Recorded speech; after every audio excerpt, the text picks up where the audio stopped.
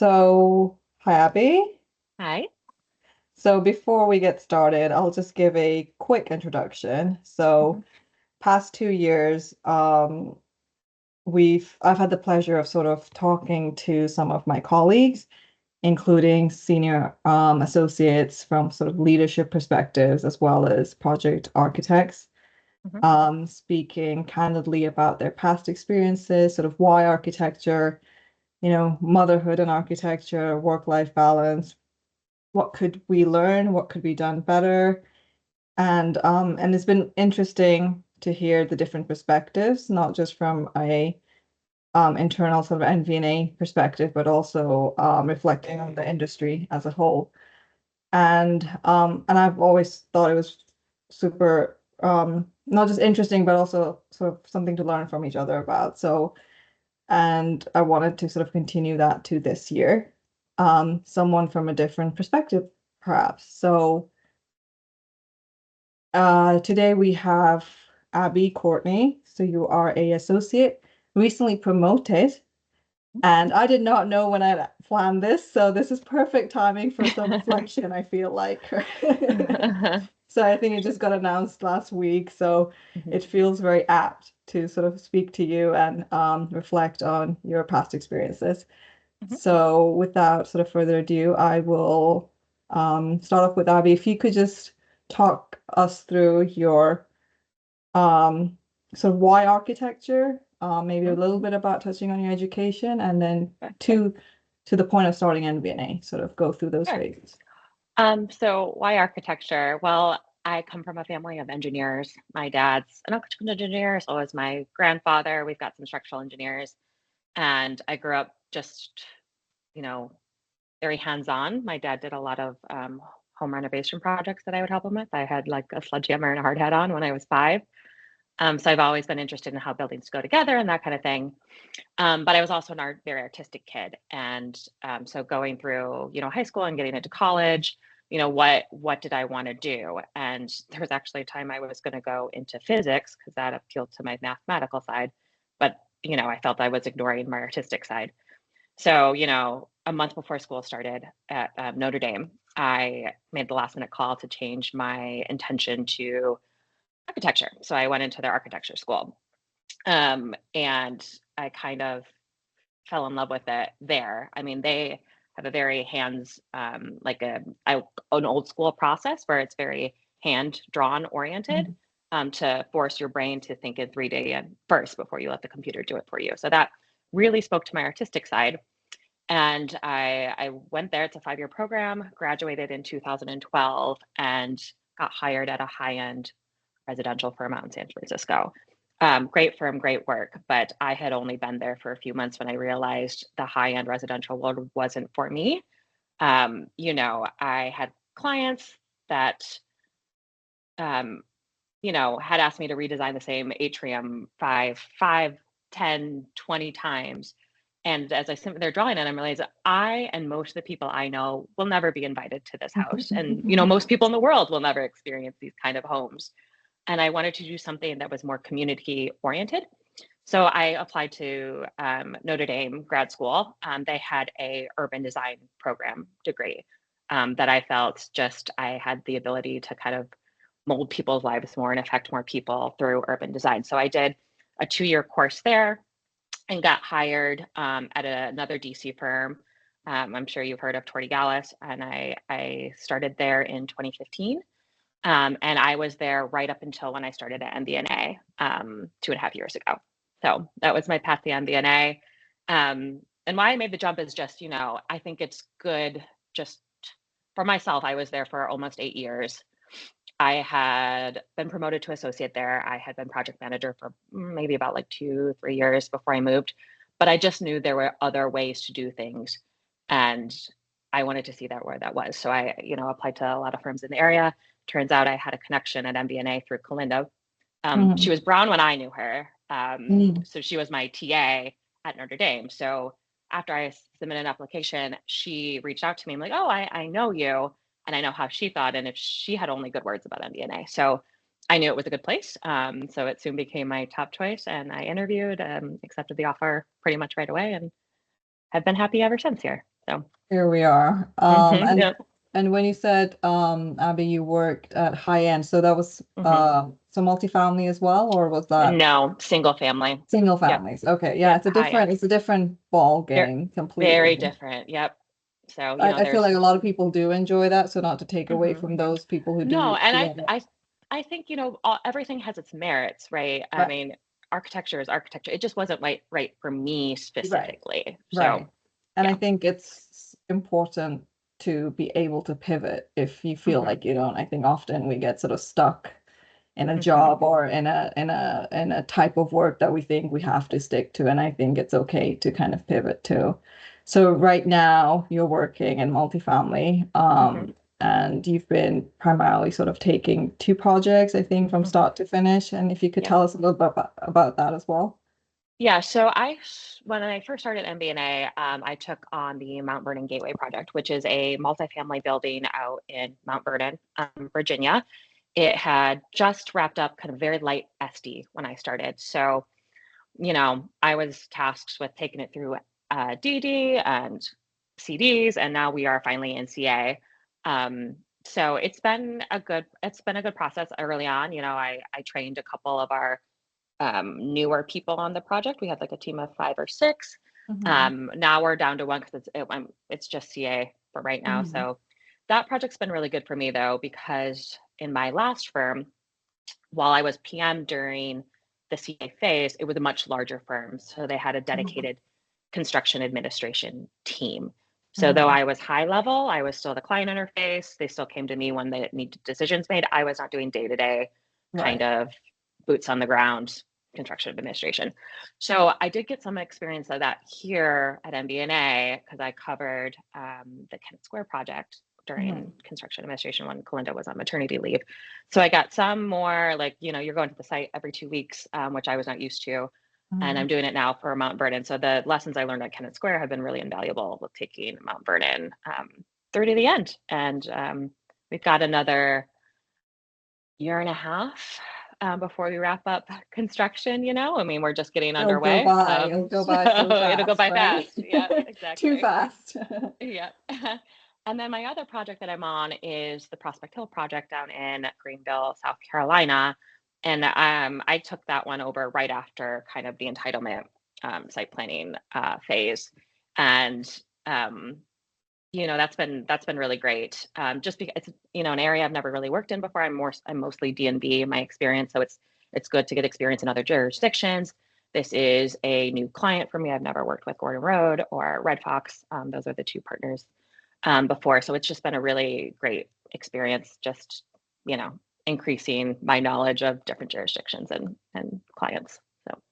Yeah, and I think what you touched on, I think NVNA has been one of the few firms Mhm. that I've had experience with that kind of they very intentionally make sure that you are part of the project from as much as you can from start to Mhm. finish, especially as a project architect. And I think Yeah. that exposure is invaluable. And you Mhm. get to learn every part of the project. So you're not just Yeah. sort of, slotted in the beginning and just the Mhm. CA.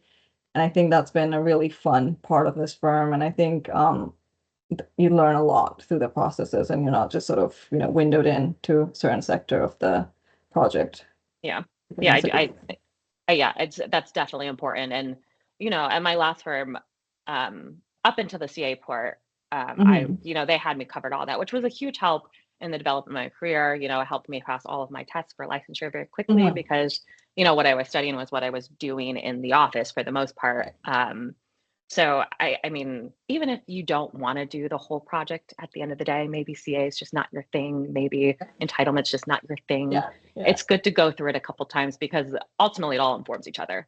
So if Right. you have exposure to the one part, you'll know a little bit more about the part you really want to do. So. And I think and it shows with sort of the leadership or the PMs or the, associates when they've gone through all the processes themselves, they know what to kind of expect when, if the day to day there's something going wrong, they know the timings of it. So it's like Mhm. it's not sort of talking from a place of unawareness. It's like I've been there, I've done that, and they can vouch for you if we have Yeah. to, set the deadlines in a certain way and things like that. So I think that's Right. because most of the PMs in NVNA are very sort of hands-on usually, so that Mhm. does help. And speaking of sort of those past years, Abby, if you could, were there any challenges that you faced along the way, whether that be in college or in your past jobs? It can be gender specific. I know in the past we've had, sort of my colleagues share a few things, our colleagues share, but was there a point that you felt like it was challenging or that you had to kind of learn your way around it, sort of thing? Yeah, I mean, you know, in this industry, we are the minority, women are. And there's a lot of times you'll find yourself in a room with all men. You'll be the only woman, and whether it be your clients, your colleagues, the owners, I can't even count how many times I've been in a room like I am the only woman here. And I think coming up as maybe a relatively younger woman in a management position, sometimes, in the for especially for a new team, I wasn't necessarily the client, you know didn't necessarily look to me as an expert, and I had to Mhm. really not be afraid, because we have to be comfortable with our knowledge and know what we know, and not be afraid to speak up. I mean, in the end, that's why they hire us, right? So the challenge has just been, I guess, asserting yourself early on in the room so that people automatically realize, oh, she's the expert. She knows what she's talking about, and instilling that confidence, a client's confidence in, their architect. And not just because you're female, male, whatever, it's Mhm. just because you're knowledgeable, right? Just Yes, making sure. exactly. Exactly. I think that's been one of the bigger challenges. Yeah. So, And then touching on sort of, you're saying that, and you are one of the younger associates, I think, and you're now sort of, you've been working behind the scenes on some sort of QA, QC, Revit, sort of mhm. Revit behind the scenes for our firm. What are some of the things you think would you'd like to sort of work on in terms of sort of, I'm sure you've imagined, oh, if I become a leadership role, Yeah. I'd love to do this, Was Well, there I ever mean, a time that you've had like a thought? I started a little project. We've been so busy lately that it's been kind of on the back burner for a while now, but um, I have started to create this checklist to give to our PAs. Um, that's, a consultant coordination kind of checklist, divided up by phase of the project, and then like subdivided then by consultant type. And like, these are the things need to know. These are the things you need to do at a very detailed level, so that we could hand anyone in the office this document and say, start here, and then Hmm. come to me later with Hmm. questions. I think having those kind of, we spend a lot of time doing our Revit standards, but having these kind of like PA/project management kind of Right. standards would be really helpful. So I would love to be able to get back to that, maybe when things like, there's not I'm down a little a bit. million different deadlines within the space of 2 weeks, but that is an ultimate goal of mine, to kind of get back to that, because I was so lucky coming up. I had a couple close mentors, I guess you would say, that were happy to answer those questions for me, and they taught me a lot, and I would like to be able to find a way to like pass it on to kind of the next generation Mhm. coming up. And I think resources like that, where if the office is busy and people don't have time to really Mhm. dedicate 2 hours a day to teaching someone, there's a resource they can go to first and start advocating for their own education through it. So. Yeah, absolutely. And I think we've been sort of behind the scenes working on sort of standardizing as much as possible. Hmm. And I think our firm is at a size where everybody is very willing to help all the Hmm. time. But, Yep. these busy few weeks have been really helpful to have those Revit manuals and sort of Hmm. internal documents, step-by-step guides, and especially Hmm. as we grow the team further, which we will in the coming sort of months. Hmm. And Abby, as in the past few years, or you've noticed, like we said, the industry is still women are minority, Hmm. and things are changing Hmm. vastly. But however, our firm has about 50% in leadership roles, Yep. 50% across the firm, which Hmm. is, much higher than the sort of national average. Do you Yes. see a benefit in that, or do you think that, Mhm. firms should strive for that, or that firms benefit from being in a position where there's a bit of a more of an equal spread of Yeah, staffing? 100%. I think firms benefit from it. You know, in the end, the population is 50% women. If you're not hiring, and there's 50% women architecture students are women. So if you're not hiring that, that's half the kind of brain force and talent you're not tapping into. So, you know, I think you only do yourself a disservice by not having, you know, kind of equal numbers in the room. So, Right. And mhm, sort of when you say there's a 50% students right now, mhm, but the stats are that when that doesn't translate into licensure, right? So yeah, when females go to get yeah. licensed, um, that doesn't translate to 50%. And I think Mhm, Kalinda in the past sort of said, a lot of the females don't go into architecture, but do go into related graphics mhm, design, interior. yeah. So it's not just that they are not doing architecture, but they're doing something else instead. It's Mhm, not just, just sort of just choosing a different career set. So mhm, in your opinion, having gone through the system here in America, mhm. I haven't personally, but what do you think is that gap and what could be improved for that? Yeah. So I have a suspicion, and I'm hoping this is changing with, uh, you know, kind of recent work-life balance things that, you know, COVID certainly affected. But I have Mhm. a suspicion that a lot of that came when women started to have families of their own, you know, working, studying for your licensure is all, it's two full-time jobs right there. And then you add raising a family, and a lot of times the women are the primary caregivers. It just gets to be a little too much, I think, Mhm. or did. And I think women that don't have the support to help them do tend to, you know, drop out of the field or stay in the field and not get licensed or whatever the case may be. Um, this is coming from someone who does not have children herself, but just Mhm. from my observations of, you know, Mhm. women that I Friends, know have, yeah, colleagues, and yeah. exactly.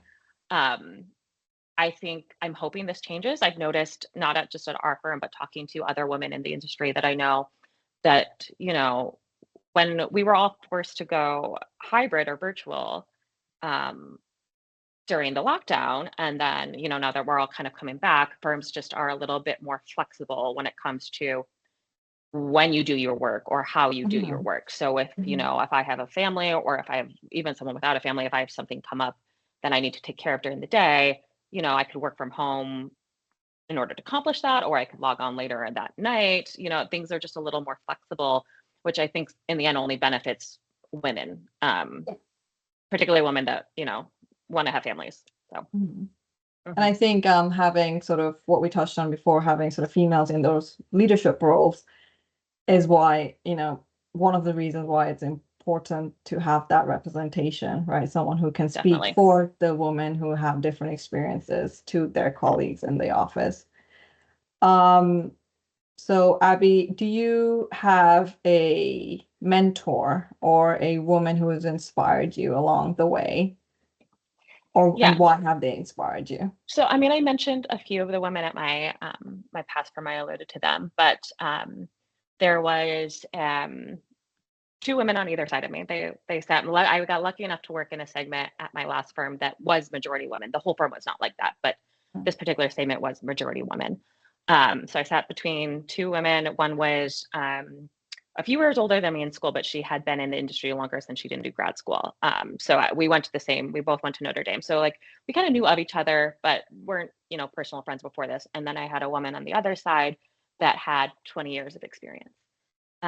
So between the two of them, and they were very much like the one with 20 years of experience would sit me down with a task at the beginning of the week and kind of give me a high level overview of how to do it. And she goes, go try it.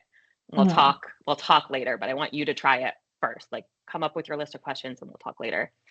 And then the one that was a little closer into my age kind of showed me the ropes of like how you just function in an architecture firm. That's something a lot of schools don't emphasize. You might have one practice management class, but like Mhm. nothing crazy. And she really helped me learn the programs. So all of my Revit skills came from this other woman. So you know, I got particularly lucky. Mine were Yeah. basically given to me. Mhm. But, you know, I think it's important for someone starting out to kind of seek that. Like I said, I was lucky and they were basically given to me. But, ultimately it's your own responsibility to find the people that are going to mentor you and find the fit. So, find someone you work with that Seek you're out, comfortable right? with, seek that out, advocate for yourself, seek out that help and that guidance. So So when these two ladies who sort of women who sat next to you, were you directly working with them, or did they sort of sit next to you and you ended up sort of coming to them in sort of questions that you weren't directly working with them with projects? So the one with 20 years experience, I was directly working with Okay. her on the project. The other one, she's just someone that was close to my age. I knew had been through the same experience at school, so I felt really comfortable asking her, Asking the little questions, all right? the other questions. Yeah. Right, Hmm. right. Yeah, Yeah. I find it incredibly helpful. I've said this before. I've never had female like managers, or I've worked Hmm. at majority men sort of firms. So I think it was so eye-opening to have like, people like Kalinda and Amine as my first sort of PMs. And um I think it's Hmm. been kind of great to learn from them, and then also just to see them juggle work and life and things like that. Yeah. Yeah, they're Um amazing. yeah, and they're so good at what they do. So Hmm. and so to conclude, Abby, Hmm. I think you've touched on a few sort of advices already, but Hmm. one of them I think was important, and I think it comes up every time: advocate for yourself. Yeah. So that's definitely one of them. So if you were to give any more advice, so Hmm. someone who is starting off their career, so Hmm. what would you tell them as a advice from where you are now? I would say, you know, you need to take ownership of your own career, right? So, you know, take the time to really learn something. Just don't ask, if I want to, for example, if I had a code question, I could turn to the person next to me who has been working with code for, you know, 10, 20, 30 years and ask them simple, hey, do you know this? Or I know where the resources, I could go look it up and read through and then ask the question if I still don't understand and really learn that way. So I think that my best advice to someone starting out is really take ownership of your career. Really, try to educate yourself. Yes, use the resources around you, ask, seek out your mentor, but in the end, it's your career. So, you know, Ask, yeah, basically. Yeah, yeah, ask, but do your research do too, do do right? your Yeah. research and and ask for more responsibility too. If you feel like you've learned your last thing, don't be afraid to ask, like, hey, can I take the minutes for the meeting, like things like that. And you know taking minutes for meetings early on, it helped me learn a lot. It made me really pay attention because I didn't want to miss something that was important to get in those minutes. Like, just Yeah. ask for little levels of responsibility that Feel can help you comfortable. advance. And eventually those pile up to more and more when people learn that they can trust you. So that would be my advice. And then to sort of add to it, because Hmm. you're sort of particularly in the spot where you've just sort of transitioned from a PM, sort of, project architect to PM, and then now an associate. So people who are sort of making through that transition too. So it's like Hmm. mid-level kind of, Hmm. responsibilities to somewhere where you want to be in leadership role. That Hmm. switch can take people longer, right? So what Hmm. would your advice be for those who are sort of mid-level PA, PM, trying to Hmm. get into those leadership roles? Yeah. Well, it goes back to what I was just saying a little bit. Ask for the responsibility. So if there is Yeah, something that comes up and say, your PM normally does your consultant interface, speak yeah. up and say, hey, I kind of want to run pointless structure on this project. Mhm. Don't wait for people to give that responsibility to you. Volunteer for it is what I would say. So, Okay, mhm, perfect. Okay, I yep. think that is it. Thank you so much, Abby, for your time. Yeah. Thank you. Thank you so much. Bye-bye. Bye bye.